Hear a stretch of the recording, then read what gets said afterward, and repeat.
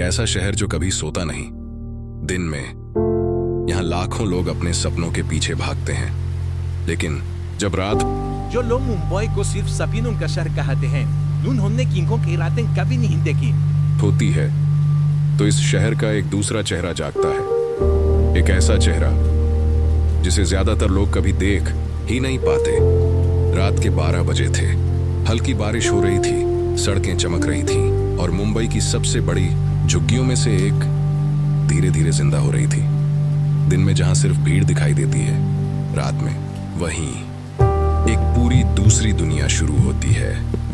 तंग गलियां, छोटे छोटे टीन के घर, ऊपर उलझे बिजली के तार और हर तरफ मशीनों की आवाज। ऐसा लग रहा था जैसे पूरी बस्ती जाग रही हो। एक छोटे से कमरे के अंदर करीब 12 लोग बैठे कपड़े सिल रहे थे। कमरा इतना छोटा था कि सांस लेना भी मुश्किल था। छत से पानी टपक रहा था, लेकिन मशीनें लगातार चल रही थीं, क्योंकि अगर रात भर काम नहीं करेंगे तो सुबह खाना नहीं मिलेगा।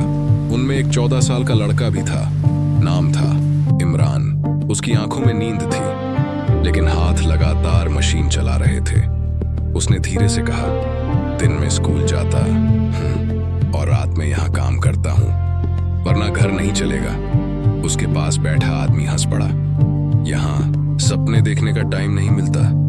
बस्ती के बाहर एक छोटी चाय की दुकान पर कुछ बच्चे प्लास्टिक की बोरी लेकर बैठे थे। उनके कपड़े गंदे थे, पैरों में चप्पल भी नहीं थी। वो पूरे दिन शहर से प्लास्टिक और कचरा इकट्ठा करते थे और रात में उसे बेचते थे।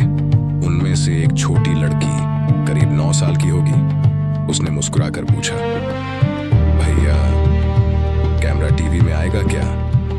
उसकी मुस्कान मासूम थी, लेकिन आंखों में थकान साफ दिखाई दे रही थी। रात के 1 बजे बस्ती की कुछ गलियां अचानक और खतरनाक हो जाती हैं। यह वो हिस्सा था जहां पुलिस भी अकेले नहीं जाती। यहाँ ड्रग्स बिकते थे, जुआ चलता था और कई बार लोग अचानक गायब हो जाते थे। एक आदमी ने कैमरा देखकर तुरंत चेहरा छुपा लिया।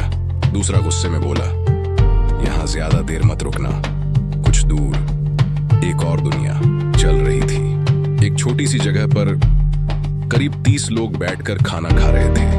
ये एक कम्युनिटी किचन था, जहां बस्ती के लोग एक दूसरे को मुफ्त खाना खिलाते थे। एक बुजुर्ग महिला रोटियां बना रही थी। उसने कहा, गरीबी में इंसान अकेला नहीं जी सकता, यहाँ सब एक दूसरे का सहारा है। रात के 2 बजे बारिश और तेज हो गई। गलियों में पानी भर गया, लेकिन काम नहीं रुका। कुछ लोग चमड़े का सामान बना रहे थे, कुछ मोबाइल रिपेयर कर रहे थे, कुछ ऑनलाइन डिलीवरी के लिए पैकेट तैयार कर रहे थे। मुंबई सो रही थी, लेकिन ये बस्ती अब भी जाग रही थी। एक पतली गली के अंदर एक माँ अपने 2 बच्चों के साथ बैठी थी। कमरे में सिर्फ एक बल्ब था और दीवारें पूरी गीली थीं। उसने बच्चों को अपनी गोद में लेकर कहा, डर मत, मैं हूं ना।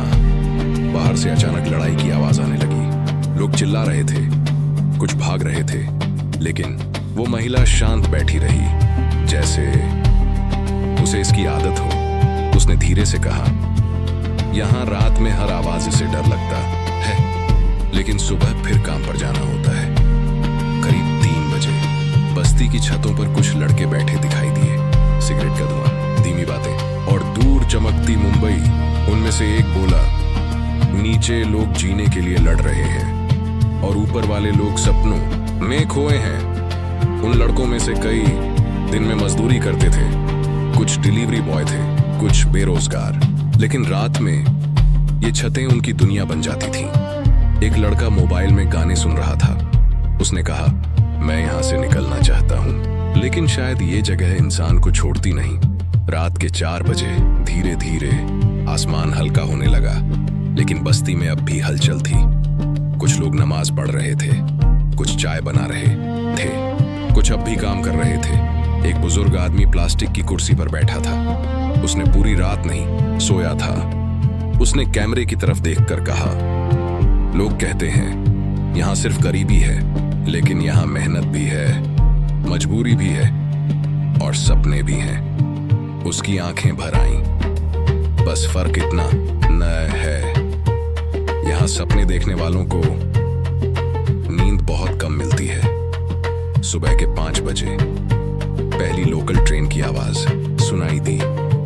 कुछ लोग काम पर निकल चुके थे, कुछ अभी लौट रहे थे और कुछ पूरी रात जागने के बाद अब सोने जा रहे थे। सूरज धीरे धीरे उग रहा था, बारिश रुक चुकी थी, गलियों में बच्चे फिर खेलने लगे थे, जैसे रात की सारी डरावनी बातें कभी हुई ही नहीं। लेकिन सच यही है कि इस शहर की चमक के पीछे लाखों लोग हर रात लड़ते हैं, भूख से, डर से, गरीबी से और अपनी किस्मत से। कई लोग इन बस्तियों को सिर्फ स्लम कहते हैं, लेकिन यहाँ रहने वाले लोगों के लिए यही उनका घर है, यही उनकी दुनिया है और यही उनकी उम्मीद। जब अगली बार आप मुंबई की चमकती इमारतें देखें तो याद रखिएगा, उन रोशनियों के पीछे एक ऐसी दुनिया भी है जो हर रात खामोशी से जिंदा रहने की कोशिश करती है।